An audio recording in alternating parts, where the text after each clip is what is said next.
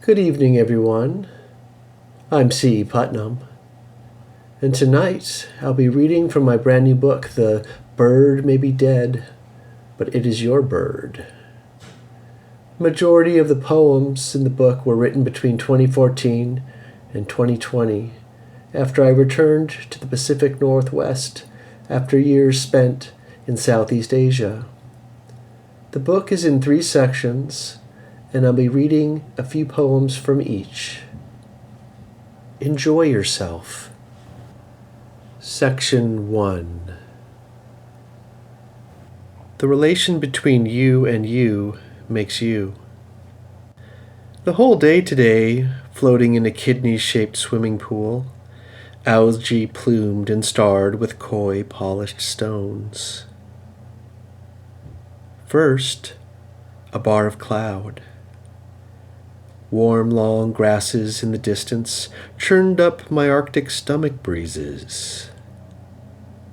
Then, floating on my back, I counted the leaves of an enormous fan palm waving all confounding blue vulgar shadows and watched silken pigeon droppings coo and wink their way down to the pink tiled bottom. A caretaker frightened away a gang of dive-bombing crows with an empty blue water cooler bottle.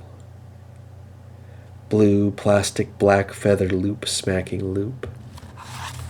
Later, I pleased my imagination with the idea of the first circle, a rusted ring without center under which I always find another wider, darker one, opening wrecked without beginning or end, and thinking I will never ever ever forget their order, until I lost leaf count and had to start over, alive and stupid with wonder.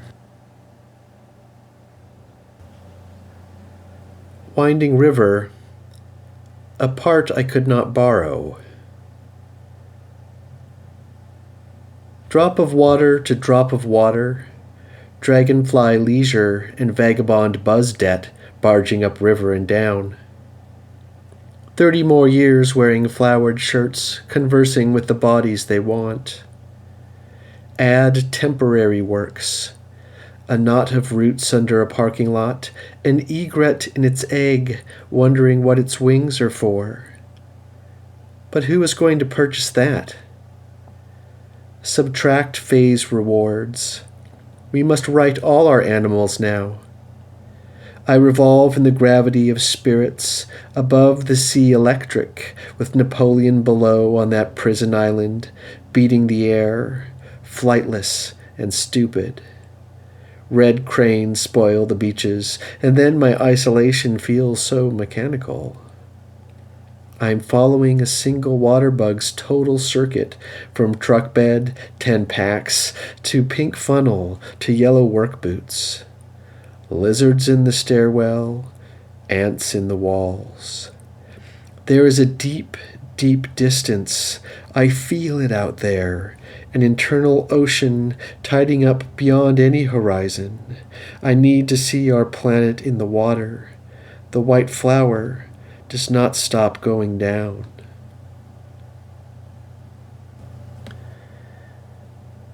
The everlasting noodle is its own delight.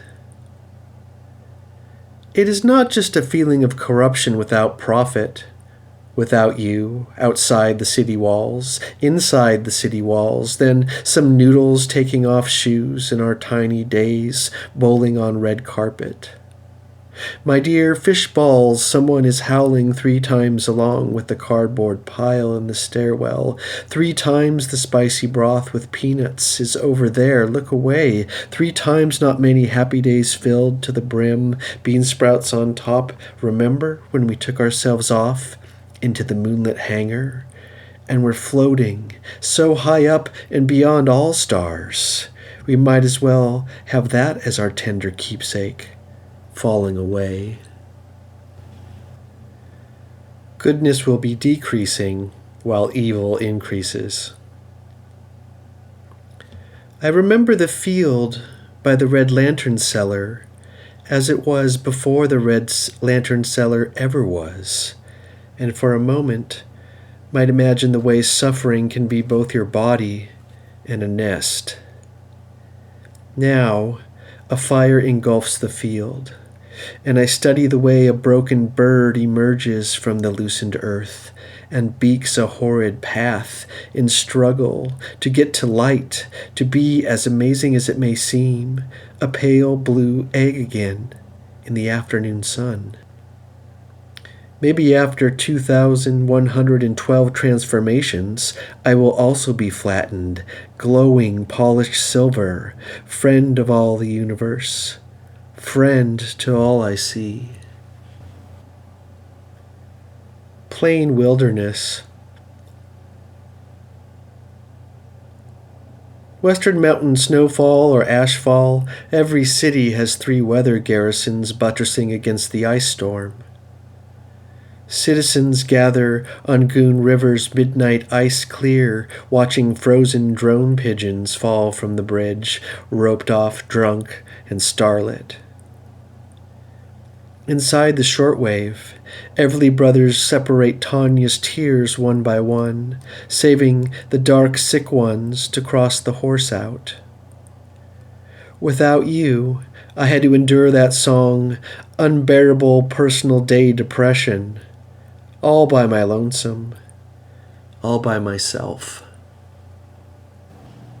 Section 2.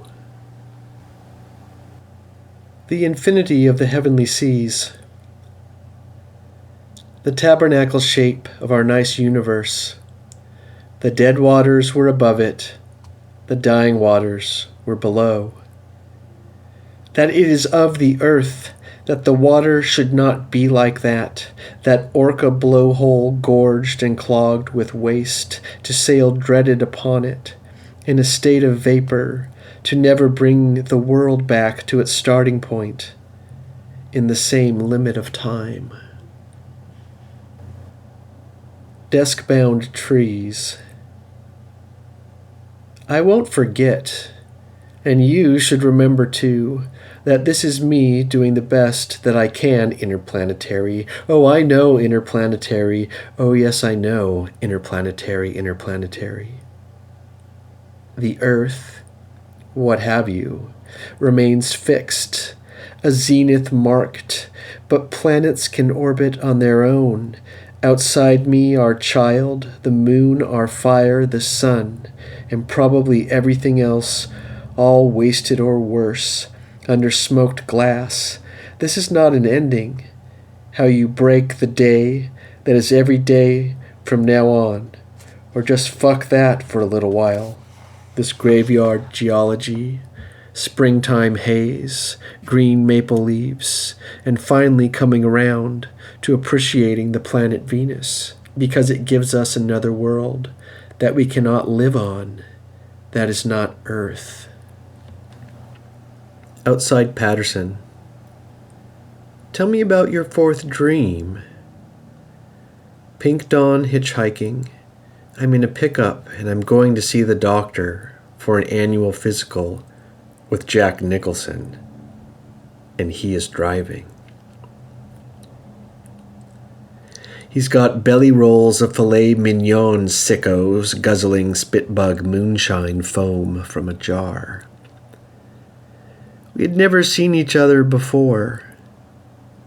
He says he saw a vision of himself reborn in a hell world, holding a clear monkey cigar, surrounded by nurses and manatees on fire, and came out of that inferno with an incredible lack of self-esteem. Germs, he says, are germs wherever they go. Glazed onto the dashboard, dark and heavy, lacking dankness and of modest green, a barely satisfactory huff of reefer from the heating vent, whirring hogs between crustaceans. But wait, what's in this stuff? Paralyzed chickens, hospital cinders, a gupping fish maw. Flossie opening her nightgown for a locust tree, a red petal edge of sky. I want to be in a separate examination room and away from this drug-enforced intimacy. His hand now is always somewhere on or near my body. But since my parents are dead, I could never get another brother. There's not any other good doctor within 154 miles. Section 3. Fishy Action. Living free in the wild, little fish, all denizens of the deep, bearers of spiritual light, current the darkness where the sun cannot reach. All creatures scaly and bare, even the one-eyed fish scuttle and scrape among the dazzle rocks. We must always remember there are some who by a peculiar twist of mind seem incapable of appreciating gills and suckers and fins and the many amazing facets of fishy action. Fishy action. They would be so shocked and delighted when they finally learn what fishy action could do for them. Fishy action. And from then on, they never really let up talking about it. Never call them seagulls. The Gandalf fishes feed me their eggs. Soft and smooth muscles cringe and shock the body, growing ovals under the skin. The wink-busted skulls creak spring crows over the stubble field's makeshift meadow, everything now perfectly destitute. Radish-crammed gills, chain links, jagged and torn. How'd I get to be so biologically illiterate as to not feel these colorless birds grow scarce and disappear? Why not just kill all of creation? A return to the moss garden in the forest, snapping kelp more than I can bear the foot of a diving duck frozen in the ditch. You cannot fall in the pen and die, can you? The fish boat has arrived. Shell the noise through the dirty shell. This world will be a night oyster we can call our own. Broken stems on rotten logs. One slip, be buried. All manner of flies are zooming about.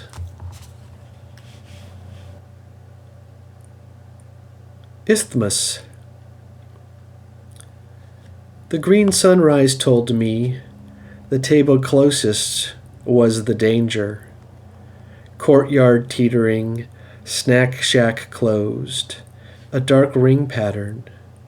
The sign of the starfish, the hands of a dancer turning from orange to black in the fire. At first, with some shock, the horse returned from the whirlwind. Why do you call that noise a jubilee? Saffron grasses, sustains breath, moss brawl, the bruised ball bearings. I was still growing, tried on hooves, my abandoned feeling, and took it even deeper inside. Prune clothes in tatters, a dark inertia, couldn't get up, but felt exhilarated. Across empty headlands, grit clings to me as if it were the entire history of grit. Closed face eyelids in the wind, the stinging tentacles of the jellyfish, the fighting ocean growled. It does not like me. The growl became more and more noticeable. I don't know. A rolling foam. Fish rush into it. Play locks. The spiral sand. Belt stars around your waist for about 5 minutes. And then, nothing at all. Canyon Green. Cool mountain caterpillar retreat. Bored by all this pupa action. Sad. My cricket children. Dumb wingless beasts. The moon floats away, turnips than radishes. Consecrate to death flies this swatter empty-handed, bright red blood pepper pod of a single vine, all death popping, shiny, mingling with snails in my newly thatched, a bush, murmuring petals. Frog interior hollow, open your mouth. The evening bell, green-orange in my garden, a lovely sunset, fails by its own will. November uncertain. Stupid storks. Thanks for listening, everyone. Here's my last poem for the night. It's called Moon Radish. If you can hold a moon radish in your hand without looking at it, you will be able to penetrate the subconscious of your moon body. Automatically, as you interact with this change inside you, you will recognize it first as a white light, then emotion light, provocative light, spiritual light, or depth of psychomotor light, and so on.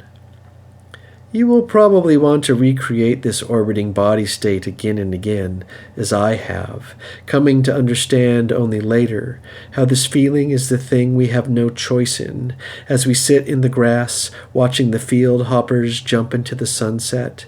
But to believe in consciousnesses between the subconsciousnesses is to take the whole of the action of holding, of burning, to change its sense without looking, to charge it up, to bring in more colors in order to make the spell ring out, becoming an enormous gonging at the edge of a darkening forest.